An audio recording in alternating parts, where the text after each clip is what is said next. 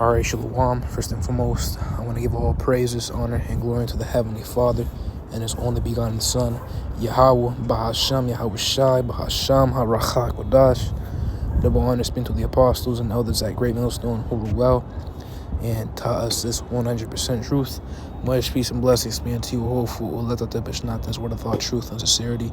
To all you Akim, I do say Shalom. Coming in with a quick lesson, going into Hammurabi's laws. Fair or uncruel? Slakia, fair or cruel? Question mark. Which off the bat, through biblical proportion, we know for a fact that the majority of his laws were cruel, unfair, unrighteous, wicked, ruthless, not merciful, right? But some of them were fair though. Now you see two slides, the fair slide to the left and the cruel side to the right. The fair side says around 1750 BC, King Hammurabi wrote 282 laws to govern the people of Babylon. Now, King Hammurabi was emperor to the first Babylonian Empire, known as the Old Babylonian Empire, which is distinct from the Neo-Babylonian Empire with the significant Nebuchadnezzar. Right, there are two different empires that ruled at different times. This is the old one. And it reads, historians and scholars agree that these ancient laws were the first to cover almost all aspects of society. However, historians and scholars do not agree whether Hammurabi's laws were fair or cruel, which, again, to biblical proportion, most of them were unfair. They were cruel. Those who see the laws as just and fair give the following reasons. They say the laws stated what our people needed to know about the rules of their society, brought order and justice to society, regulated many different activities from business contracts to crime. Now I understand the fear he was trying to impose on the people in order to keep them civilized. But with some of the laws, he brought them about, the way he brought some of those laws about, it wasn't right. Some of the laws that required death, some of the biblical laws that required death, all right, he preserved the what's it called? Let me rephrase that. Salakia. So say there is a sin that's worthy of death, he preserved them from death. But say there's a sin that's not worthy of death, he delivered them to death. So he was the complete opposite and contrary to that of the scriptures. Right. Now, a reason to say King Hammurabi wrote an introduction to his list of laws.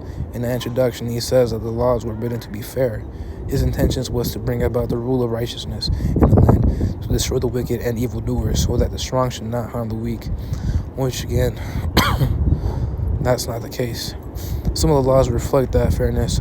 Law 5, if a judge makes an error through his own fault when trying a case, he must pay a fine, be removed from the judge's bench, and never judge another case. Now I'm going to keep my peace from that one. Alright, I'm going to keep my peace from breaking that one down. But, as the scriptures say in the book of, the 3rd chapter, I believe it's verse 21. I'm going to pull it out. It reads, don't try to understand things that are too hard for you, or investigate matters that are beyond your power to know. Right, so I'm going to keep my peace on that one. But if there's anything I could apply, well, it's the fact that you're not supposed to rest with a W. We're not supposed to be partial in our judgment. We're supposed to hear the whole matter. Right? We're supposed to, be, true judges, not some corrupt judge. The scriptures, the book of Deuteronomy, the 16th chapter, verse 19, it does read, "Thou shalt not rest judgment. Thou shalt not respect persons." Because what's it called? You're supposed to take account for the poor and the rich. The dude you favor off the bat and the unfavored. Right? You're supposed to hear both matters. He could be to the point that the person you're pleased with, that guy is the actual demon. Right? Hiding in plain sight. So neither take a gift, right? Going into, don't take bribes. You take a bribe, you're breaking the law. Right? For a gift doth blind the eyes of the wise and pervert the words of the righteous. Right? So going back, it reads, if a judge makes an error through his own fault when trying a case, he must pay a fine, be removed from the judge's bench, and never judge another case. Law 122, if someone gives something to someone else for safekeeping, the transaction should be witnessed in a contract made between the two parties. I know for a fact that one's actually, a just one. That was actually good.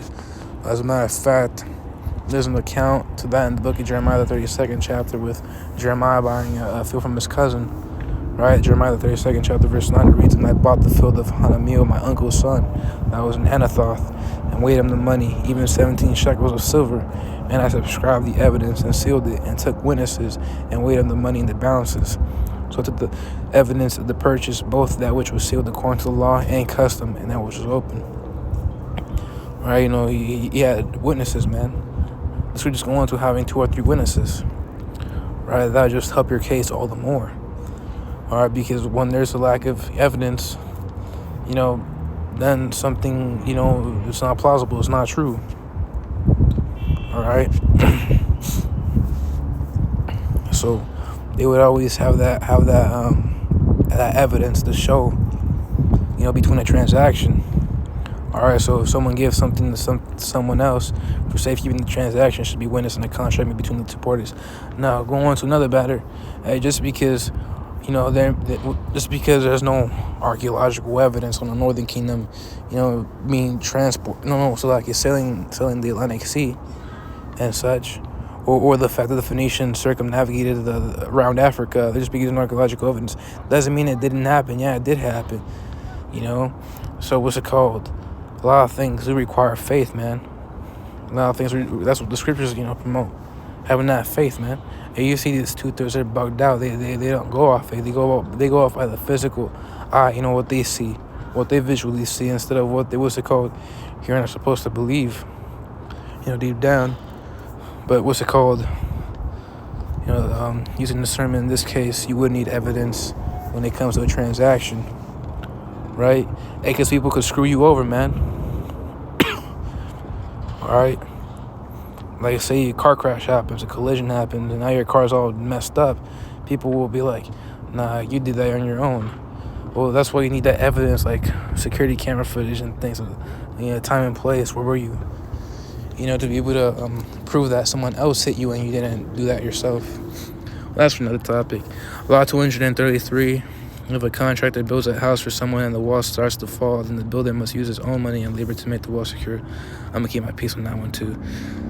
But for the cruel section, it shows some historians and scholars think Hammurabi's laws were cruel and unjust. They say the laws call for violent punishments, often death, for nonviolent crimes. Exactly. Required, and what's it called?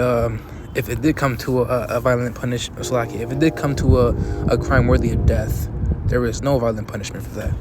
So Hammurabi was just the complete opposite. Are allowed no explanation from an accused person, but the scriptures say you're supposed to hear the whole matter. Some of the laws reflect this cruelty. Law number 3: if someone falsely accuses someone else of certain crimes, then he shall be put to death. Now this one depends, because when you go into the book of Deuteronomy, the 19th chapter, I believe it was, the 10 Commandments go into how you're not supposed to bear false witness against thy neighbor, right? Meaning a false accusation. Well, in the book of Deuteronomy, the 19th chapter, verse 16 through 19, it goes into that. Verse 16: if a false witness rise up against any man to testify against him that which is wrong, then both the men between whom the controversy is shall stand before the Lord, before the priests and the judges, which shall be in those days. And the judges shall make diligent inquisition, and behold, if the witness be a false witness, and hath testified falsely against his brother, then shall ye do unto him as he had thought to have done unto his brother, so shalt thou put the evil away from among you. So in that case, say the accuser accused, his neighbor of, committing adultery when that was a false witness, and he wanted for the accused to be put to death. Then when they find out that the accuser was lying, and the accuser will be put to death. And there was a similar account to that in the book of Susanna, where it goes into how, that beautiful woman, he had some old dudes try to hit and then try to kill her off. But what happened? It came back upon their own heads. They got killed. Right? Because again, then shall ye do unto him as he hath thought to have done unto his brother. So if, you're lying, saying he did something and you want him to die, you're going to die. Point blank, period. So law 3 does depend. So he could be put to death if that was his point, or say 40 lashes. Well, then he'll get 40 lashes.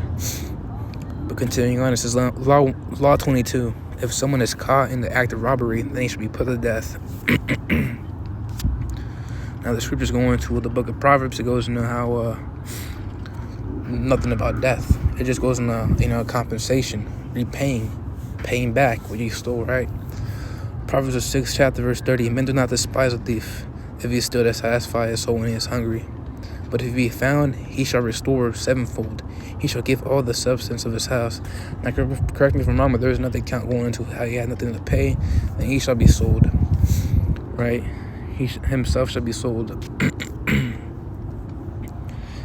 But nothing about death. Law 185. If a son strike his father, the son's hand shall be cut off. Now, that right there is a sin worthy of death. But what the Hammurabi say? The son's hand shall be cut off. So completely contrary to the scriptures. All right, I'm going to pull out a quick precept. This is the book of Exodus, the 21st chapter, verse 15. And he that smiteth his father, smite means to hit, push,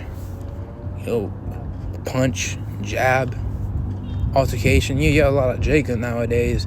They be boasting about, oh yeah, I fought my mom and dad. Yeah, well, fuck you, and, Lord, will you fucking die, because that's worthy of fucking death, man. Show some goddamn respect. So we're just going to how honor thy parents, man. Honor thy father and thy mother. Hell, honoring your parents is how you honor the Lord. You keep the commandments, right? But one else says, and he that smiteth his father over his mother shall be surely put to death. Right? So complete disorder, man. The heathen just bring complete disorder. Right? So that's why you freaking heathen, man. That's why we can't wait to get put out of power, man. Once the kingdom is established, the nation of Israel shall rule, and for what? All eternity. Because what? Like Martin Luther said, sola scriptura. According to the Bible will be the law of the land. Not some fucking man-made, doctrine, tradition, human pragmatism that benefits the man at that very moment. No, because the scriptures, they're off, what's it called? They're divine, right? They use wisdom, right? No natural man uses wisdom. They're all basic, low level. It's an emotional thing for them. I want this, give me that, this instant. Lack of true judgment, lack of true order in this place. The book of Isaiah, the 2nd chapter.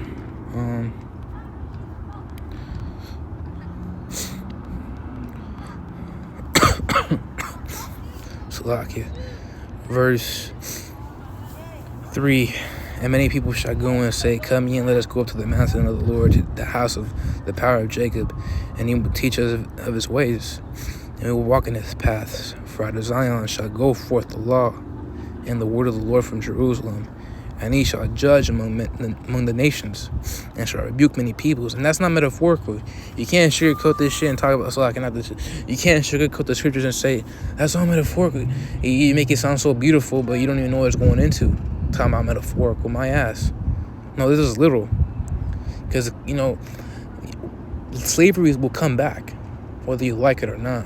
Come again? Oh, what? Well, that's barbaric. No, yo. Fuck your religion, man. Your main religion, because you guys are freaking, dogs that you guys can't even read the scriptures right. Old dogs, can't learn new tricks, man. The scriptures go into how slavery will come back, and all you people will be under the what's it called? The bootstrap of Jake, man. All you guys will keep the law, serve the Lord. None of this Buddhism and your fucking Muslim crap. Talking about eating pork and I'm a progressive Christian and whatnot. The hell with all that. Oh, the man-made doctrine to benefit you, it's not going to happen. You guys want to keep the law of the land, whether you like it or not. All right, you see how it is in Invincible when you have what's it called, the Viltrumites. They get down on the other planets, and if there's any rebellion, any sedition, they wipe it out. So there's going to be a lot of ass kicking in the kingdom very soon. So we subdue everybody that is an Israelite and have them, get into the law. With that being said, let's find to the next one.